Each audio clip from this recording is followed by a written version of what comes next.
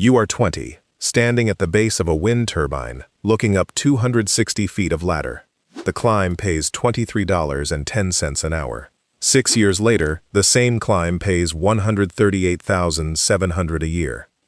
In between, there is no fire department ladder in America that reaches you, and no helicopter that can hover over a spinning rotor. If you are hurt at the top, the only person who can bring you down is the man who climbed up with you. This is every level of a wind turbine technician's career, and what it costs to climb. If you want to see how these trades really pay, subscribe so you do not miss the next one. We start at level 1, the trainee. The wind turbine trainee earns $23.10 an hour, roughly $48,100 a year. Most are 19 to 23. You do not touch a gearbox. You carry. You haul the tool bags and the oil and the spare bolts up 260 feet of ladder, while somebody senior climbs behind you watching your hands. You learn to eat before the climb, never during. You learn that the tower hums, and that everyone above you can tell from a change in that sound what is happening before any screen does. Getting in requires the Global Wind Organization basic safety training, a clean physical, and a body that fits the harness and the hatch. A large share do not finish that first season, and it is almost never the height. It is the driving. First-year techs live in a truck between sites, and the trade loses them to the road before it loses them to the tower. Here is what nobody tells you. The climb is not the hard part of the day. Getting back down at 4 in the afternoon with your arms already used up is the hard part, and nobody trains for that. Nothing about this trade makes sense until you understand how a person physically gets to work. Most towers in the United States stand between 260 and 330 feet. There is a ladder welded to the inside wall, straight up, with rest platforms every 80 feet. Newer towers have a climb assist that takes about half your body weight, and older ones have nothing at all. You are clipped in the whole way on a fall arrest line, and you carry your own tools, water, and lunch, because there is no coming down for a forgotten wrench. 260 feet of ladder with 30 pounds on your back takes a fit climber about 8 minutes, and a tired one about 20. At the top there is a hatch the size of a manhole, and you push up through it into the nacelle, the housing behind the blades.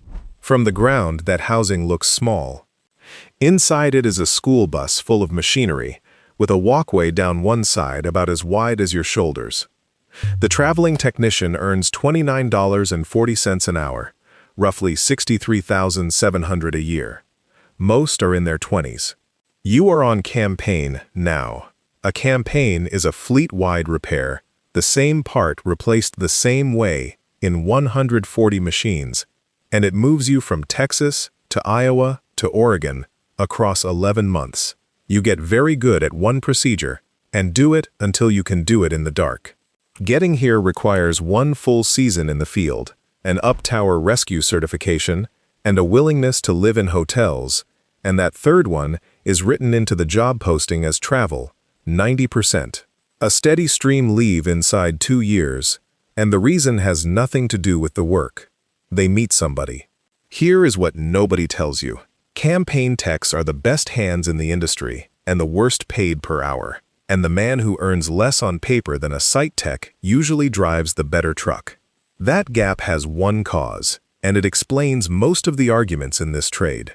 A traveling tech gets a per diem, a daily allowance for food and lodging on top of the hourly rate, often around $150 a day, and it is not taxed the way wages are. A site tech who sleeps in his own bed gets none of it. Across a year, that difference is worth over $30,000, and it is entirely invisible on a pay stub. The per diem pays you to be away, which means this trade quietly rewards whoever has nobody waiting at home, and it is the single biggest reason techs in their late 20s move down the ladder on purpose. The site technician earns $35.20 an hour, roughly $76,200 a year. Most are 26 to 30. You have one farm now, 60 to 100 machines, the same ones every day, and you know them by number and by personality. You know which one throws a yaw error when it rains, and which gearbox has been noisy since last year. Your morning is a screen full of faults and a decision about which two you can reach before dark. The Alta Wind Energy Center in Tehachapi, California, puts hundreds of machines in one canyon, and one crew keeps all of them turning. Getting here requires 2 years up tower, a lockout-tagout qualification, and a farm that has an opening. A fair number washout here, and it is boredom. Campaign work is new every month, and site work is the same 100 machines forever. Here is what nobody tells you. This is the seat where techs stop being paid for their arms and start being paid for what they remember. And no company has figured out how to put that on a pay scale. It is also the last seat where you are responsible for nobody but yourself. The lead technician earns $42.90 an hour, roughly $94,300 a year. Most are 30 to 40. You still climb, but now you decide whether the wind is inside limits to open the hatch, whether a crew of 2 is enough for the lift you are planning, whether the man who showed up looking rough goes up today. You write the job safety analysis before anybody clips in, you sign it, and your name is on it if it goes wrong. Getting here requires a lead evaluation, a current rescue at height certification, and 5 years without a recordable incident. A meaningful share of them do not finish the lead evaluation, and most of those walked away from it on purpose. The raise is real, and so is the paperwork, and plenty of good techs would rather be responsible for a gearbox than for a person. Here is what nobody tells you. The first time you send somebody else up and stay on the ground, the job changes permanently, and most leads say that day was worse than any climb. The reason that decision weighs so much is the thing from the beginning of this video. If you are hurt in a nacelle, nobody is climbing up to carry you out. The industry solved that a different way. You rescue each other. Every tech carries a descent device and is retrained every year to lower an unconscious partner down the outside of the tower on a rope, alone, while injured, in the dark if it comes to that. It is the one certification people take seriously, because whoever practices on the dummy today is the one who will be lowering you. That is why crews are always 2, not for the work. The second man is the rescue plan, and there is no other one. The blade repair specialist earns $54.60 an hour, roughly $118,900 a year. Most are 28 to 40.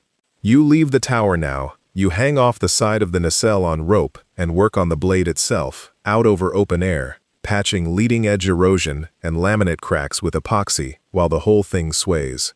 There is no floor and nothing to stand on. There is a rope, a seat, and a blade the length of a jetliner wing. Getting here requires a rope access certification, composite repair training, and somebody willing to take you on as a second, and the recognized standards want 100 logged hours first. Most who try are turned away at the medical and the practical, because rope access has a weight limit and an aid climb test, and it does not care how good a tech you were inside the machine. Here is what nobody tells you. The thing separating a $70,000 career from a $140,000 one in this trade is not nerve at height. It is whether you are willing to hand your body over to a rope for the rest of your working life, with the shoulders and the knees that costs. On the 29th of October 2013, in Ooltgensplaat in the Netherlands, 4 technicians were working in the nacelle of a turbine at the Piet de Wit wind farm when a fire started in the machinery below them. 2 of them got out. 2 did not. They were 19 and 21. The fire was between them and the hatch, which was the only way down, and there was nothing above them but the roof of the housing. Photographs from the ground show the 2 of them standing on top of the nacelle at about 80 meters, holding on to each other, smoke coming past them. 1 jumped. The other was found where he had been standing. Investigators put the start of the fire in the same compartment the 4 of them had climbed up to work on that morning. The fire brigade could not reach them. Nobody could. Every wind tech in the world knows this photograph, and it is why the rescue certification is not treated as paperwork. The commissioning technician earns $61.40 an hour, roughly $138,700 a year. Most are 35 and up. You do not repair anymore. You wake machines up. A new farm goes in, and somebody walks each turbine from a pile of parts to a machine feeding the grid, testing every circuit, every sensor, every safety chain, and signing each one off. Offshore pays the most and asks the most. The Block Island Wind Farm off Rhode Island was the first in United States waters, and the crews that stood those machines up now work Vineyard Wind. Getting here requires high-voltage qualification, offshore survival training, and a passport that gets used, because commissioning crews follow construction, and construction is wherever the money went that year. A great many quit the offshore seat inside 3 years, and it is the 14-day rotations and the boat. Here is what nobody tells you. Commissioning techs are the only people in this industry who see a machine before it has any history. And several of them say that is the only part of the job they would miss. The ladder stops there, but the money does not. 2 seats sit above all 6, and neither is a promotion.